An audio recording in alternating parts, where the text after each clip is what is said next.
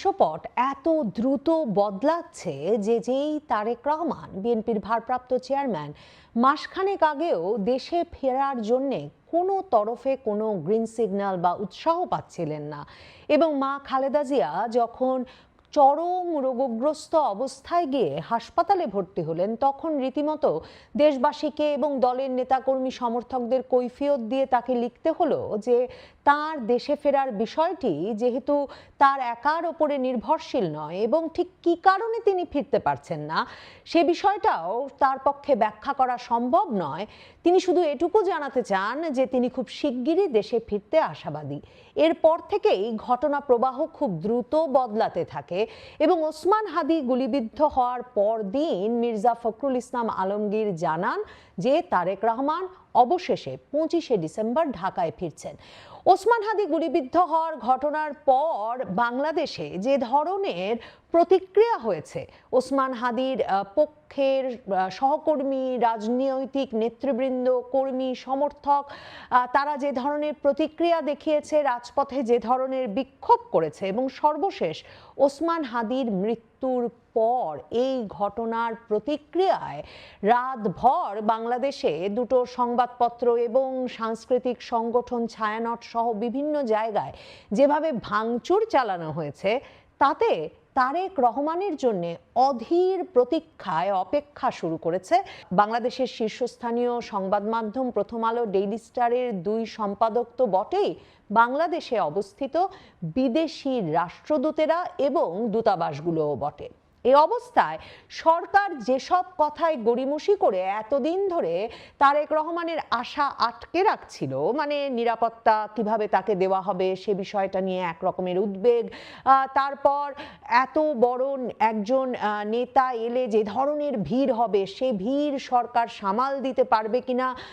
নির্বাচনের আগে এই ভিড় ভাট্টা কিংবা তারেক রহমানকে ঘিরে যে উৎসাহ উদ্দীপনার সৃষ্টি হবে সেটা রাজনীতিতে বা রাজনৈতিক ক্ষেত্রে যে ধরনের এক রকমের প্রভাব তৈরি করবে, সেগুলো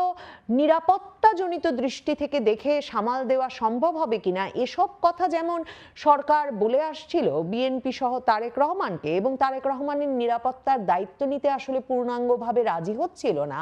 ঠিক তেমনিভাবে তারেক রহমান দেশে এলে তিনি যে ধরনের প্রভাব তৈরি করবেন তা অন্য রাজনৈতিক দলগুলোর জন্য লেভেল প্লেইং ফিল্ড নষ্ট করবে, এবং সে কারণে অন্য রাজনৈতিক দলগুলো আসলে তারেক রহমানকে কোনো বিশেষ ব্যবস্থায় দেশে ফিরিয়ে আনতে উৎসাহিত করছে না সরকারকে, বরং এক রকমের বাধা সৃষ্টি করছে, তাদের এক রকমের আপত্তি জানাচ্ছে। সরকারের দিক থেকে বরাবরের স্ট্যান্ড বা বরাবরের অবস্থান ছিল সেটা, কিন্তু এখন যখন ওসমান হাদির মৃত্যুর পর সরকার 10-12 লাখ লোকের সমাবেশ, মানে ওসমান হাদির জানা যায় যে বিক্ষুব্ধ শোকগ্রস্ত মানুষের সমাবেশ হয়েছিল, সেটা যখন সরকার সামাল দিয়ে ফেলতে পেরেছে, তখন সরকারের পক্ষে সেই অজুহাতগুলো দেওয়া খুব অসম্ভব হয়ে পড়ছে। এখন বিএনপির জন্য ভীষণ নির্ভেজাল হয়েছে তারেক রহমানের জন্য তার আগমন উপলক্ষে সকল রকম আয়োজন করার বিষয়টি। সরকারের পক্ষ থেকে এখন রীতিমতো তারেক রহমানের জন্য সর্বোচ্চ নিরাপত্তা নিশ্চিত করার এক রকমের আলাপ আলোচনা,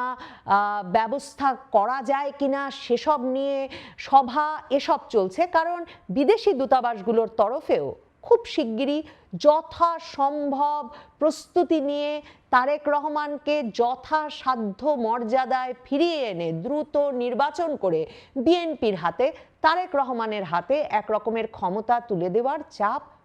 আছে ডক্টর ইউনূস সহ তার সরকারের উপরে। মার্কিন যুক্তরাষ্ট্রের নিযুক্ত দক্ষিণ ও মধ্য এশিয়ার বিশেষ দূত সার্জিও গোর ডক্টর ইউনূসকে ফোন করেছিলেন এই মঙ্গলবারেও, এবং তিনি ফোন করে স্পষ্ট করে জানতে চেয়েছেন যে বাংলাদেশের নিরাপত্তার পরিস্থিতিটা কি।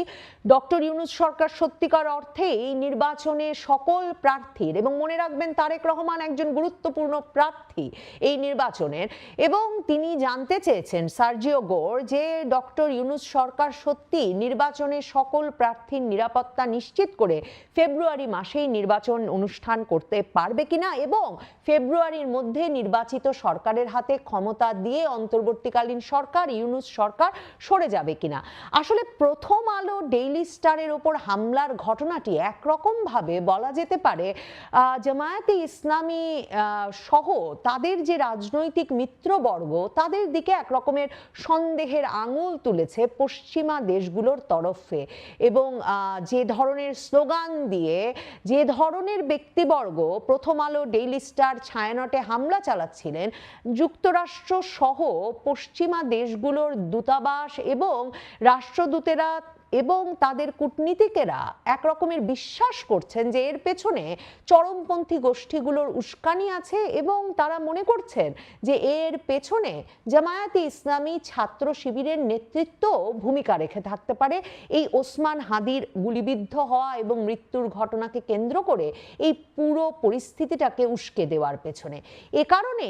মতিউর রহমান মাহফুজ আনাম প্রথম আলো সম্পাদক ডেইলি স্টার সম্পাদক তারা যে শুধু তাদের পোড়া ভাঙা যে অফিস কর্মস্থল সেটা দেখাতে পশ্চিমা রাষ্ট্রদূতদের ডেকে নিয়ে আসছেন তাই নয়, তারেক রহমানের স্বদেশ প্রত্যাবর্তন কমিটির আয়োজনে এক সমাবেশে গিয়ে মতিউর রহমান সেখানে গিয়ে বলে এসেছেন যে তারেক রহমান যদি আরো আগে ফিরতে পারতেন ভালো হতো, আর মাহফুজ আনাম বলে এসেছেন যে তারেক রহমানের নেতৃত্বেই তারা ভবিষ্যৎ বাংলাদেশের একটা ছবি দেখতে পাচ্ছেন। এখন আসলে এক রকমের